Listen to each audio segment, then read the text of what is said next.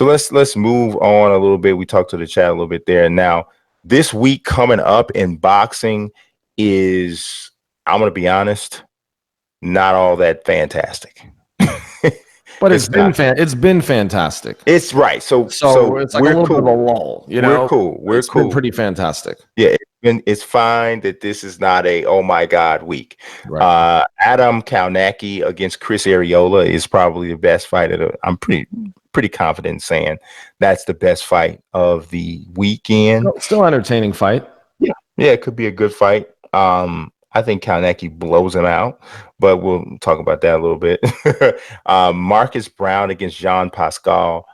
I really have no idea why that fight's taking place, but it is. Brown's going to crush him. Yeah, WBA interim light heavyweight title. Brown's belt is on the line there.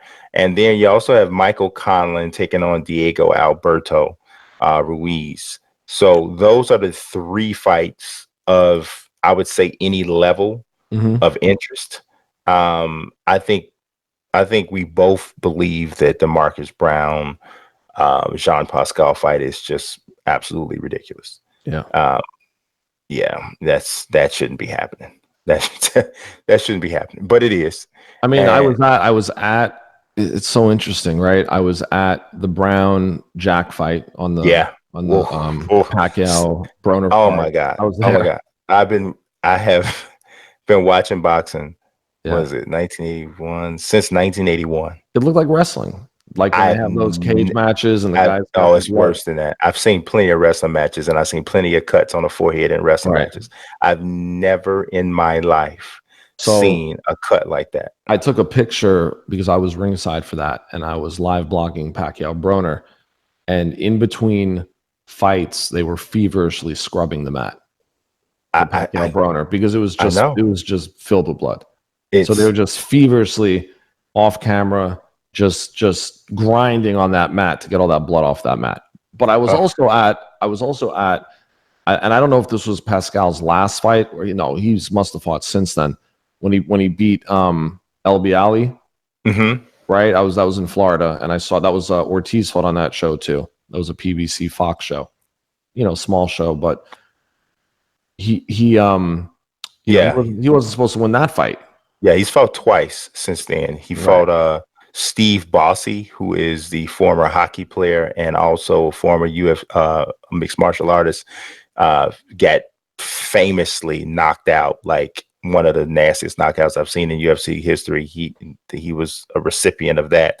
And then Jean Pascal also went 12 rounds with Dimitri Bivol. One judge gave him like 3 rounds. I don't know how that happened, but he did. But yeah, lost that. So. All right, so yeah, that fight's happening. Brown should have no issue with that fight. Yeah, I don't think he'll have any. I don't think it's going to go to distance. I don't think so either. But here's the thing: like Pascal's pretty tough. Yeah, but he's sedentary. He's going to stay right in front of him. Yeah, he's going to stay right in front of him, and I also think that hopefully his corner will stop the fight if it's but Pascal's tough, man. I mean, he's only been stopped twice and both times with Kovalev. Right. So I think it's just his better days are behind him. Oh, absolutely. No, when I say tough, I don't mean like tough to beat. I mean like tough can take a beating. Mm-hmm. So I and unfortunately, hopefully he doesn't take one. But, yeah, I would prefer them tap out for him basically. But I don't know. I mean, I would love to see what you guys think about which fight, if out of all of the fights this weekend, if you guys had to pick, which is the one you feel like is the one you just, I don't want to miss this one. Because you're boxing heads and you're gonna watch something. So which is the one you just wouldn't miss? Andrew Coda says, why doesn't Marcus Brown want to fight Bivol for the real belt or a Gvozdyk? Now Brown is a PBC guy. I'm correct if I'm not mistaken, right? Mm-hmm. And Bivol is the zone. Now he's with main events, so. right. So it could happen. It could happen. It could happen. Yeah, I mean, and it would. To be honest, and Vodzik is with Top Rank. Yes. So and they have Better Biev and they have they have missing the other champion. They have Vodzik, they have Beterbiev, and We're talking about light heavy, right? I'm blanking. Um, um, that's it. That just is Kovalev, Beterbiev, Vozdik, and Right, but Dmitry. Kovalev is what made events, but he fought on that last top rank show. Mm-hmm. Right. So I don't know. I mean, yeah. So that's it. So I mean, I don't really know. Yeah, maybe he's in no man's land. Yeah, I mean, Marcus Brown is supposedly, obviously, he's the interim WBC interim champion. So Vozdik is the one who holds the actual title there. So that's the fight, right, that you would think would be made. But then Brown is also the number one contender for the WBA title as well. So he's the interim champion and I believe the WBC interim champion.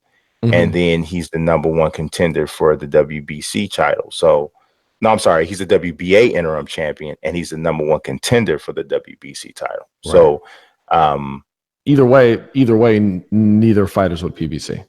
Neither fighters with PBC. Hence why he's fighting Pascal. Yes. Because Bivol's out there looking for an opponent. Yes, Bivol's literally campaigning for opponents right now. Somebody fight me. He wants Canelo, and I had somebody fight him. Yeah, yeah. Trent Broadhurst. 2 minutes and 59 seconds. Yeah, it's pretty nasty. It's pretty nasty. But Monaco was beautiful. Yeah. It's pretty nasty. It was pretty nasty. But yeah, Bivol he's been running through people. Yeah, Bivol is like if I had to give you the names of like the 5 most underrated fighters in the world. In my opinion, Bivol and Jose Ramirez would be like right there at the top. Right. I think those 2 guys are fantastic fighters. Unfortunately, they don't have the type of personalities that really pop. I think Demetrius Boo Boo Andrade is on that top 5 list for sure of underrated guys. Absolutely. But then again, we're talking about guys who don't jump out at you. With this personality or what have you, that I think that Regis Prograis is on that list. I think people who really, really know the sport know how good Prograis is. Well, he's going to fight Josh Taylor, so you know what? He's either going to win or he's going to lose. Yeah, if he wins, you can argue that now he's going to go fight Jose Ramirez, and we're going to have a unified champion. Yeah, I mean, I think but Josh Taylor might be one of the most underrated too. Yeah, I was thinking him, but what I would probably say is in the 5th guy would be Inouye. Just in the United he's picking up major steam. Yeah. But in the United States, there's a size bias thing, and if you're under featherweight, yeah. Nobody's going to pay attention. Nobody's going to pay attention. It's unfortunate because Inouye might be the best fighter in the world. He might be might be the pound. He might be the pound for pound. I mean, he might be just like when Chocolatito was. Yeah, he might be. I mean, but Inouye, man, Inouye's knocking guys out in ways that I can't remember. Maybe El Finito. I was just going to say that. Yeah, maybe is the only time I can ever remember somebody that size with these kinds of knockouts. Whew. Yep. Yeah, I mean, if you guys are not up on Inouye, you should just, if you haven't seen him fight live, YouTube him. Or is it Inoue? I usually hear Inouye, but I'm not sure. I've heard Inouye, so I don't know if that's maybe because I don't know. I haven't heard a an announcer from his part of the world and now say his name, but I haven't seen that. But I hear you. I'm not sure. Have you heard it pronounced differently? I think I heard like Inoue. Okay. But, I'm gonna find out. I love to get the correct pronunciation of a fighter's name because I remember I was saying Rigondeaux for a long time, but it's not. So was everybody. It's not. It's Rigondeaux. I know, but everybody was saying Rigondeaux. Right. So as I like to make a point of saying guys' names right.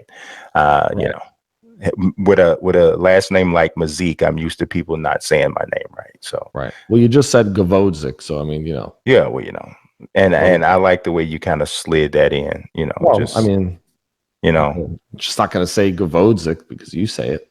you should. All right. I thought we were a team. Inui. I Or said Anui, whatever. Inui. That's what Yeah. I said. That's what I'm I sorry. said. Anui. If Okay. you're gonna say the wrong thing, say it right. Maybe someone in the chat knows. If you're gonna say the How would wrong, we know? We wouldn't even know because no, we wouldn't even hear. somebody would write it phonetically here for Right. you If they know it. It would if be they helpful know. for us, but he's one hell of Yeah, a puncher. Big he puncher. is. He is a heck of a puncher. See, Ness Mendoza says, I am a fan of your segment in Bleacher. Thank you, Ness. Ness went back with me to Bleacher Report days. Appreciate that, sir. I appreciate that. Andrew Cota says that Peter Kahn knows nothing. well that's a constant in the chat. But Ness Mendoza says it's Inoue, I think. Or I don't know. He spells it Inowe. So I don't know if that's Inoue or Inoue. Maybe it's Inoue. Maybe he's saying it like that. It might be Inoue. Inoue. Could be right. Yeah, might be. Okay. We're gonna find out. We're gonna find out. Yeah, we're gonna find out. And Andrew Cota says that Inoue versus Luis Neri would be great for the division. I do think that would be fantastic for the division. My only concern about that fight for Neri is that Neri takes a lot of shots. But he's a take two to give one kind of guy, and he wears you down. That's what he did to Juan Carlos Payano. But I'm just not sure if anybody can fight Inoue or Inoue that way. I don't know. You got to see. You got to wait to see because you really don't know how a guy's going to take another guy's punch until they're in the ring. Right. But woo, I have no size. I have no size bias. I just like boxing, so I don't care. They could be like 57 pounds as long as they're healthy.